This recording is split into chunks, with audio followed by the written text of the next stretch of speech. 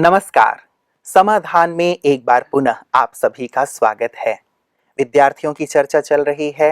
विद्यार्थियों की बहुत सुंदर सुंदर बातों पर हमने चर्चा की है कि किन किन बातों पर विद्यार्थी वर्ग यदि ध्यान दे तो उसका आत्मविश्वास बहुत बढ़ा चढ़ा रहेगा, उसका मनोबल बढ़ा चढ़ा रहेगा और उसके जीवन में जो समस्याएं आ रही हैं, जो बातें आ रही हैं, उनका वो सहज ही समाधान कर पाएगा। साथ ही जहां जहां उसका समय वेस्ट हो रहा है, जिसके कारण वो अपने लक्ष्य तक नहीं पहुंच पाता या जिसके कारण कहीं ना कहीं उसके मन में निराशा या हीनता के भाव पैदा हो जाते हैं, उन सब पर भी हमने चर्चा की है। इसी चर्चा को हम आगे बढ़ाएंगे और हमेशा की तरह हमारे साथ हैं आदरणीय ब्रह्मा कुमार सूर्य भाई जी। आइए हम सब मिलकर स्वागत करते हैं। भ्राता जी, आपका बहुत बहुत बहुत स्वागत है। भ्राता जी, बहुत अच्छे रिस्पॉन्स आ रहे हैं कार्यक्रम के, बहुत ध्यान से लोग आपकी बातों को सुन रहे हैं, समझने की कोशिश कर रहे हैं। मैं ये नहीं कह रहा हूँ समझ रहे हैं, समझने की कोशिश कर रहे हैं और उनके फीडबैक भी बहुत अच्छे आ रहे हैं। पिछली बार आपने एक बात कही थी, एक बहुत सुंदर श्लोक कहा था आपने, और जहाँ तक वो श्लोक मुझे याद है, आप करेक्ट कीजिएगा यदि मैं गलत कहूँ तो, कागचेष्टा बकोध्यानम श्वान निद्रा तथैव च अल्पहारी सदाचारी विद्यार्थी पंचलक्षणम। संभवतः यही बात थी। और जब हमने कार्यक्रम पूरा किया, जब मैं घर गया तो हमारे पड़ोस में एक शिक्षक रहते हैं, वो मेरे पास आए और उन्होंने कहा, रुपेश जी ये बहुत पहले की बात भ्राता जी ने कही है, आप उनको अपडेट करें, आजकल के विद्यार्थी थोड़े से अपडेटेड हो गए हैं। उन्होंने अपने एक विद्यार्थी की बात मुझे कही और उन्होंने कहा कि उनके एक विद्यार्थी ने इसी श्लोक को मॉडिफाई किया है और वो मॉडिफिकेशन इस प्रकार है, हाथ चंचल पांव चंचल और चंचल सकल अंग, गहन निद्रा अति भोजन विद्यार्थी पंच लक्षणम। तो ये एक परिवर्तित रूप। और साथ ही उन्होंने ये भी कहा कि हम पहले के जमाने में सिखाया करते थे तमसो माँ ज्योतिर्गमय, कितनी गहन बात है, कितना सार समाया है, लेकिन आज का विद्यार्थी इसे मॉडिफाई करता है, चेंज करता है तमसो माँ ज्योतिर्गमय को कि तुम सो जाओ माँ, मैं ज्योति के घर जा रहा हूँ। तो ये जो एक परिवर्तन है, तो वो बहुत चिंतित है इस विषय से और ये कह रहे थे कि विद्यार्थियों की समस्या पे तो आप चर्चा कर रहे हैं, लेकिन हमारे टीचर्स की भी समस्या पे आप चर्चा करें कि बच्चे इतने चंचल हो गए हैं, इतने अनुशासनहीन हो गए हैं, उन्हें कंट्रोल करना हमारे लिए कितनी कठिन बात हो जाती है। तो इस विषय पर भी कि उनकी चंचलता, उनकी अनुशासनहीनता या ये जो गलत दिशा में वो अपनी एनर्जी को लगा रहे हैं, इस पे भी कुछ चर्चा हो, ये वो चाहते थे। हाँ, बिल्कुल। टीचर्स की भी ये बड़ी समस्या है विदेशों की। जब टीचर भाई और बहनें हमारे पास आते हैं तो वो ये कहते हैं कि वहाँ तो बच्चों को संभालना मतलब ये बहुत कठिन काम है। भारत में तो फिर भी ठीक है जी। तो ये चंचलता, ये विकृति, ये उनकी अस्थिरता और ये उनके अपडेटेड विचार जी, ये सब वास्तव में उन्हें गलत दिशा में ले जा रहे हैं और इसकी अवेयरनेस उनको कराना जरूरी है। क्योंकि हो क्या गया है कि आज हर व्यक्ति जिस मान्यता को लेकर चल रहा है वो ये सोच रहा है कि ही इज राइट, जबकि कुछ चीजें गलत हो रही हैं जिसका आभास, जिसका एहसास उसे नहीं हो रहा है। तो हम एक सत्य बात जो प्रकाश है जी, जो उनको अंधकार से प्रकाश की ओर ले जाएगा, वो उनको अवश्य सिखाएंगे।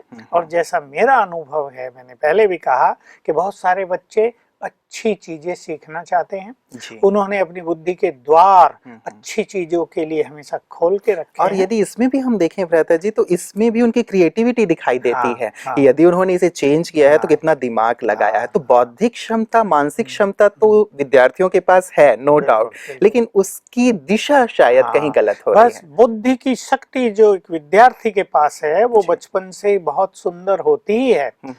उसकी जो क्रिएटिव एनर्जी उसमें है, उसको एक पॉजिटिव दिशा देना जी, ताकि वो उनके कल्याण में काम आ जाए, ये बहुत आवश्यक चीज है जी। तो मैं इसी बात को कहूँ तो ये जो चंचलता उनमें आ गई है, एक तो ये चीज है कि बच्चे चंचल होते ही हैं। अगर बच्चों में चंचलता न हो, वो लड़े झगड़े नहीं, गिरे चढ़े नहीं, 10-20 बार उछल कूद न करे, तो न तो उन्हें आनंद आएगा, न उनका शारीरिक विकास होगा।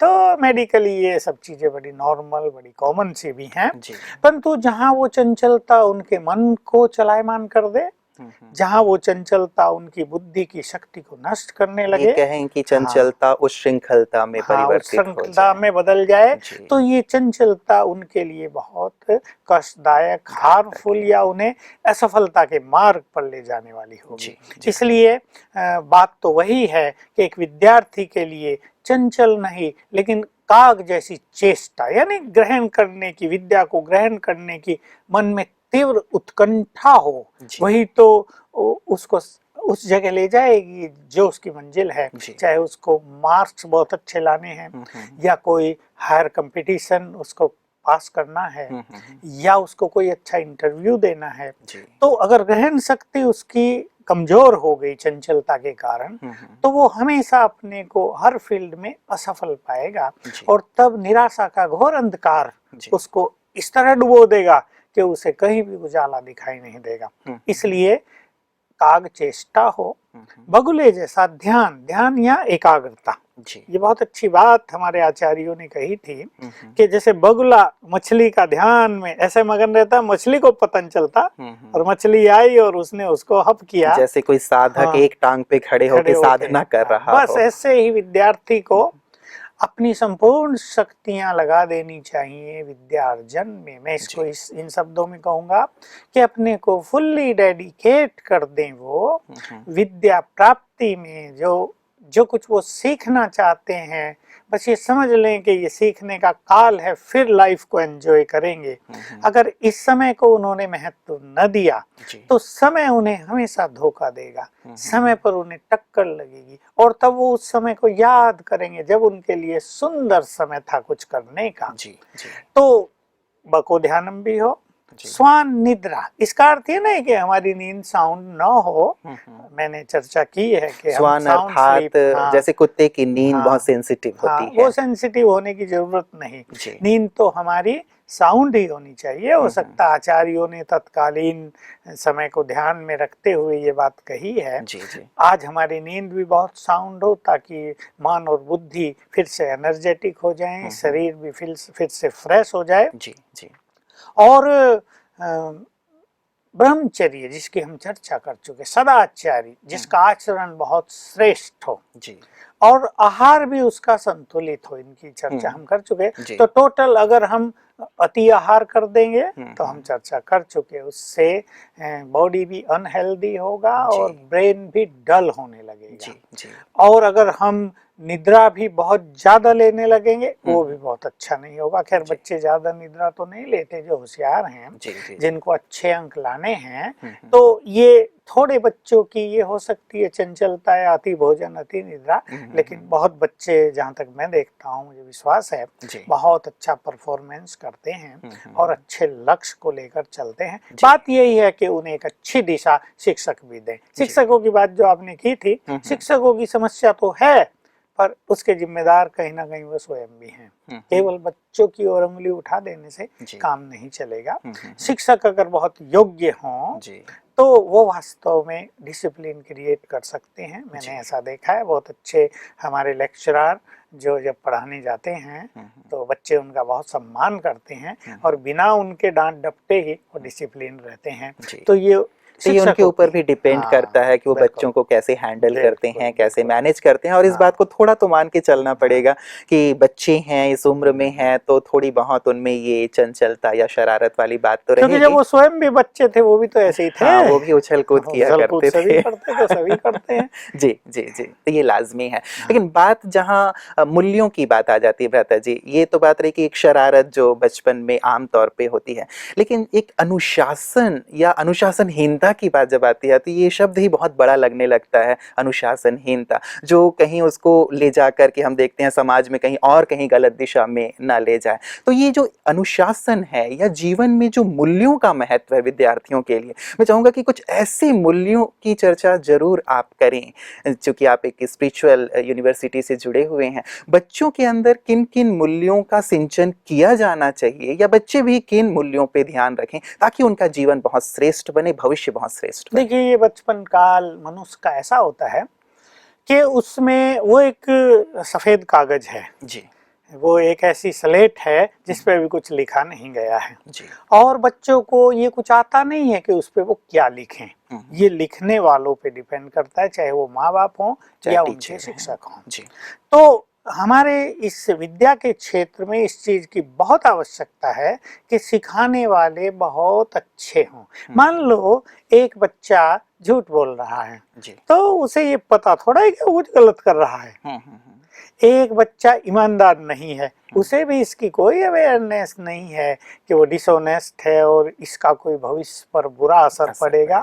एक व्यक्ति को मान लो बचपन से क्रोध आ रहा है बच्चे को, तो उसे भी उसके नुकसानों का कुछ ज्ञान नहीं है। तो एक्चुअली हमारी एजुकेशन में ये मॉरल वैल्यूज की शिक्षाएं जितनी अच्छी दी जाएंगी, जैसे मैंने कहा था, तो हमारे ईश्वरीय विश्वविद्यालय से टच डिलाइट नाम से एक प्रोग्राम जो वैल्यू एजुकेशन बच्चों को देता है चलाया गया और परिणाम आशातीत रहे। सचमुच उनके माँ बाप भी बहुत खुश हुए। प्रोजेक्ट चलाए जाने चाहिए स्कूल्स में, टीचर्स और साथ ही पेरेंट्स भी ध्यान रखें तो इन मूल्यों की जागृति आएगी। मुझे एक बात ध्यान आई ब्रता जी, एक बार डॉक्टर APJ अब्दुल कलाम जी को मैं सुन रहा था तो उन्होंने भी इस बात को मेंशन किया था कि बचपन में उनके गुरुजनों ने जो जो ऐसी मूल्य परक कहानियां उन्हें सुनाई थी कि किस मूल्य को लेकर के कौन महान बना, उसकी अमिट छाप उनके अंदर रही और उन्होंने इस बात पे जोर दिया कि बच्चों को कम से कम ये मूल्यनिष्ठ जो शिक्षाप्रद कहानियां हैं, बातें हैं, प्रेरक प्रसंग है, वो अवश्य सुनाई जानी चाहिए गुरुजनों के द्वारा ताकि उनके जीवन पर एक ऐसा प्रभाव पड़े कि वो बड़े होकर के भी इस बात को फॉलो करते रहें। बिल्कुल, यही आपने बात कही तो मुझे भी याद आया।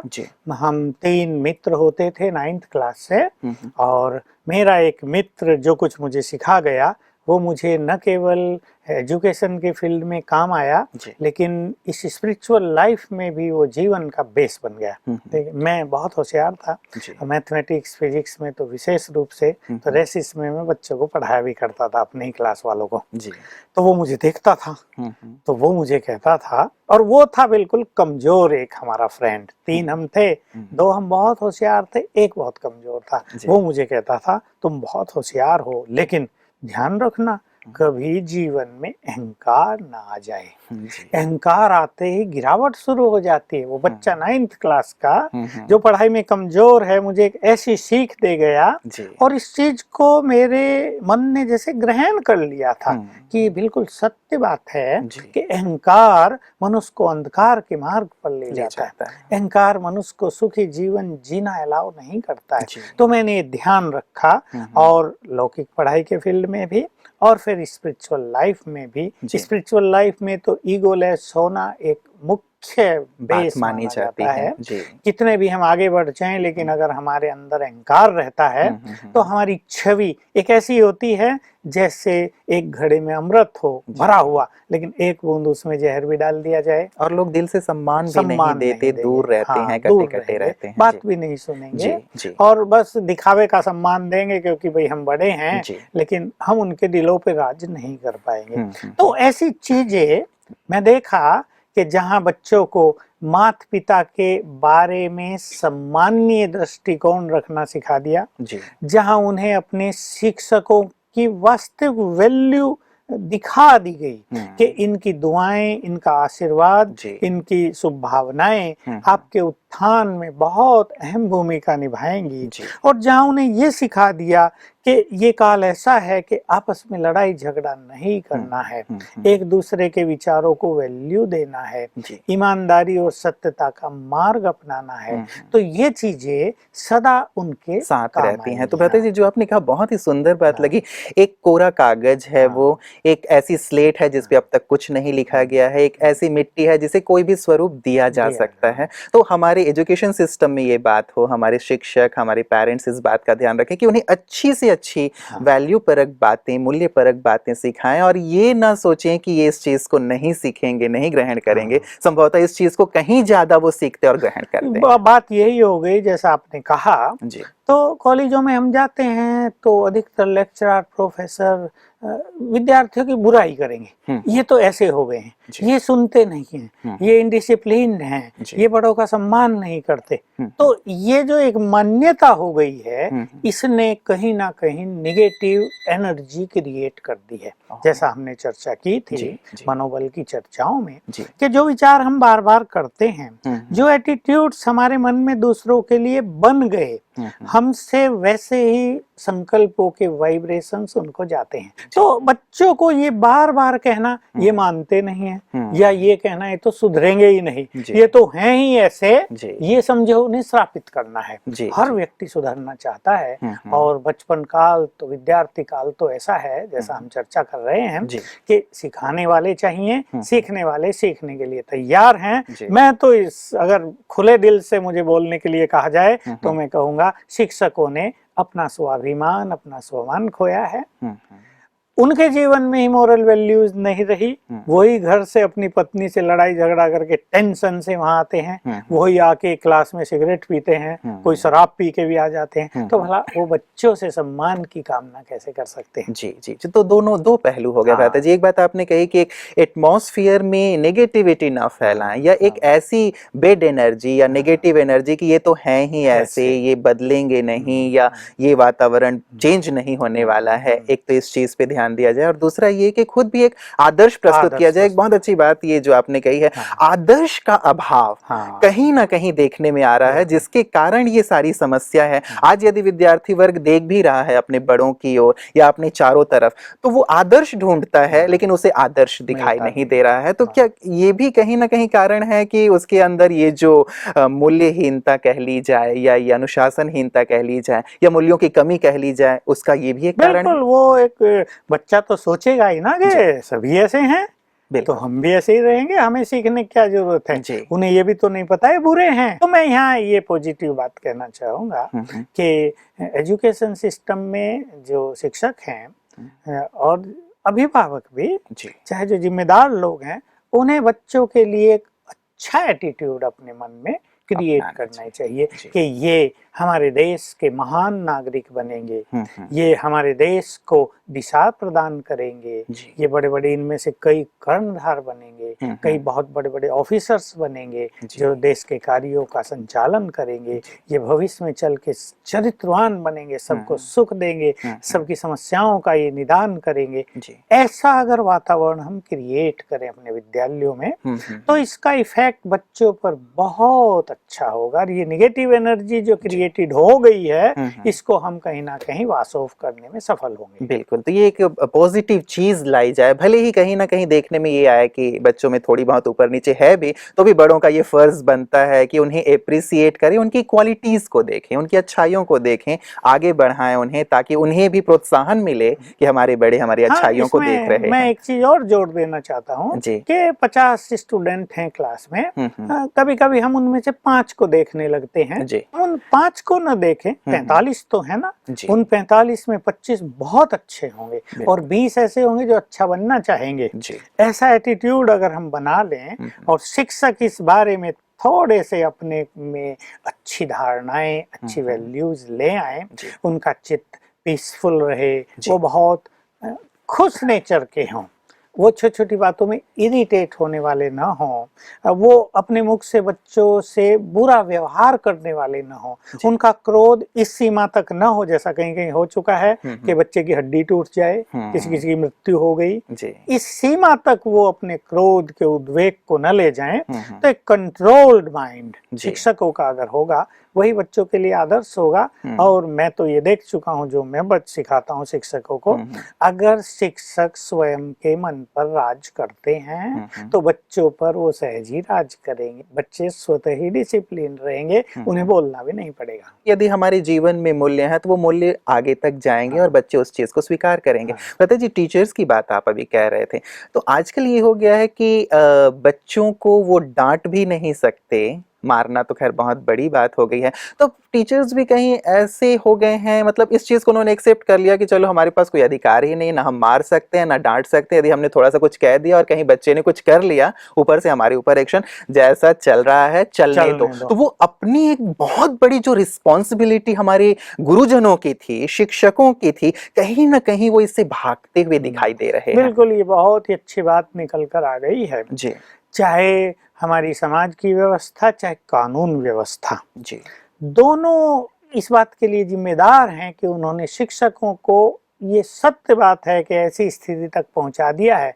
वो कहते हैं हमें तो सैलरी मिलती है, हमारा काम है पढ़ा देना, पढ़ना ना पढ़ना इनका काम, इनके माँ बाप जाने, इन्हें स्कूल कॉलेज का जो रिजल्ट आएगा वो जाने, हम क्यों परेशानी में लाएं अपने को। तो एक स्ट्रेस फ्री वो भी रहना चाहते हैं, स्ट्रेस फ्री टीचर्स नहीं तो वो फील करते हैं कि इन बच्चों के कारण हमारे ब्रेन पर बहुत स्ट्रेस पड़ रहा है, कहीं ना कहीं हम भी बीमार होते हैं। इस स्ट्रेस को लेकर हम अपने घर में जाते हैं, हमारे घर में भी तो परिवार है, हमारे बच्चे हैं, वो स्ट्रेस बच्चों पे ट्रांसफर हो जाता है और इस तरह हमारा साइकिल पूरा बिगड़ा रहता है। तो ये बात ठीक है, इस चीज में भी हमें थोड़ा सुधार लाने की जरूरत है। बात वही मैं फिर कहूंगा, ये स्पिरिचुअलिटी की बात है कि अगर शिक्षकों का मन बहुत पॉजिटिव हो, उनका भी मन डिसिप्लिन्ड हो, वो भी अपने जीवन को कुछ हद तक निर्विकार बनाएं, इन व्यसनों से मुक्त रखें, तो होगा ये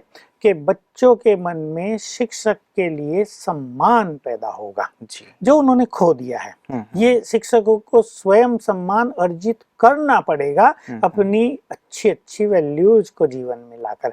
उसके बाद जब बच्चों के मन में शिक्षक के लिए सम्मान हो जाएगा तो फिर वो जो कहेंगे वो हाथ जोड़ के स्वीकार करेंगे। वो बच्चे शोर तो करते ही हैं, वो कहेंगे बच्चों शांत, वो सम्मान के कारण शांत हो जाएंगे। तो यहाँ से हमें अब शुरुआत करनी पड़ेगी। एक समय था बच्चों को बदलने की जरूरत थी, अब समय उल्टा हो गया है। अब बड़े जो हैं उनमें थोड़ी समझदारी पूर्वक कुछ बातों को लाना होगा। भ्राता जी, ये जो बात मैं कर रहा था, एक अचानक मुझे इंसिडेंट याद आ गया। एक टीचर मुझसे बात कर रहे थे और उन्होंने कहा कि एग्जाम चल रहा था और कुछ ऐसे बच्चे थे, उसमें से एक विशेष बच्चा जो चीटिंग कर रहा था, उसने पूरा ही अपना गाइड जो है वो खोल के बैठा हुआ था और लिख रहा था। इन्होंने ऑब्जेक्शन लिया और उनको बाहर कर दिया, निकाल दिया। अब ये तो उनको करना ही था क्योंकि वो उस समय ड्यूटी पर थे, लेकिन अब जिस यूथ को, जिस विद्यार्थी को उन्होंने बाहर किया था, अब ये विद्यार्थी उनको 2 माह से टॉर्चर कर रहा है कि आपने मुझे लिखने नहीं दिया, मेरा पूरा साल बिगाड़ दिया, मैं आपको देख लूंगा, ये कर दूंगा, वो कर दूंगा। तो इस स्थिति से टीचर्स कैसे निपटें? देखिए, ये भी स्थिति आजकल बहुत भयावह होती जा रही है।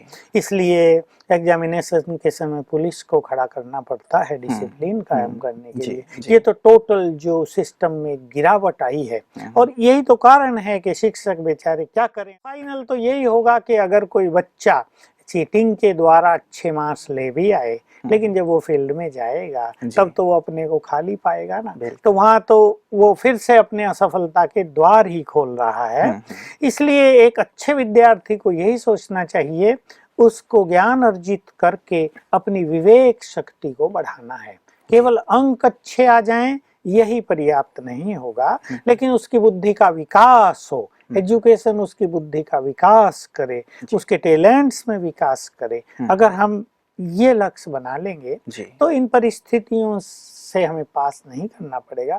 उससे शिक्षक भी सेफ रहेंगे। शिक्षक भी क्या करें, उनको अपने कर्तव्य भी पूर्ण करने हैं और फिर ये परिणाम भी उनके सामने होता है। जी जी जी भ्राता जी, बहुत सुंदर चर्चा चल रही है मूल्यों की, जिसकी आजकल चर्चा ही नहीं होती, और हम चाहेंगे कि हमारे विद्यार्थी जो कि देश के भविष्य हैं, आपकी इस चर्चा, आपके इस प्रकाश, आपके समाधान के माध्यम से बहुत मूल्यवान बने और हमारा देश मूल्यवान बने। आज की इस चर्चा के लिए आपका बहुत बहुत बहुत धन्यवाद। मित्रों, आपने देखा कि मूल्य किस कदर हमारे जीवन के लिए आवश्यक हैं। हम वीआईपी तो बनना चाहते हैं, लेकिन वीआईपी का फुल फॉर्म हम वेरी इंपॉर्टेंट पर्सन कहते हैं, लेकिन यदि एक दूसरे रूप में देखा जाए तो इसका रूप है वैल्यूज इन पर्सनालिटी।